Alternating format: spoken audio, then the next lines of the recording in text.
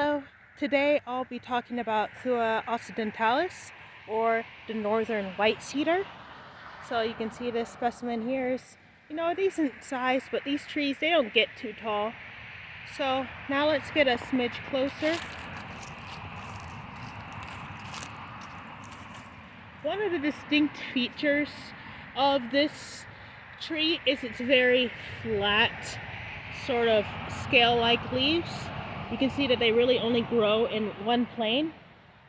To give you a counter example, I pulled a sample off of a nearby eastern red cedar, which would be Juniperus virginiana. So you can see that this grows in multiple planes here.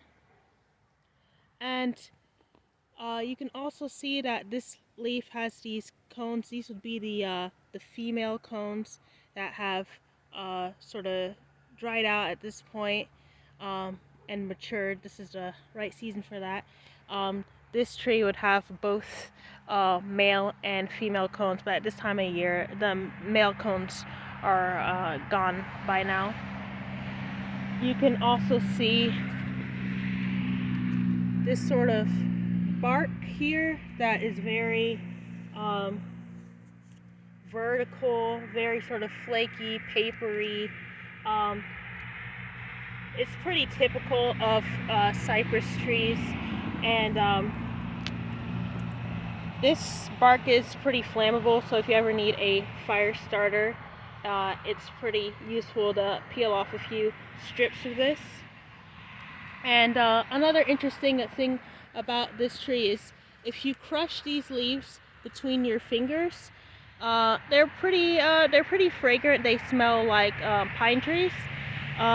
In contrast, well, I've seen a couple of places say that the eastern red cedar doesn't smell like anything, but when I crushed it, it smelled like gin, which makes sense because these so-called juniper berries, which are really cones that just kind of look like berries, are used to make gin, so that explains why they smell like gin. But yeah, so to recap, we have these, if you're lucky to see them, these female cones here, these very flattened scale-like leaves that grow in really just one plane. Fragrant when you crush them, they smell like pine trees, and then of course this nice flaky peelable bark here.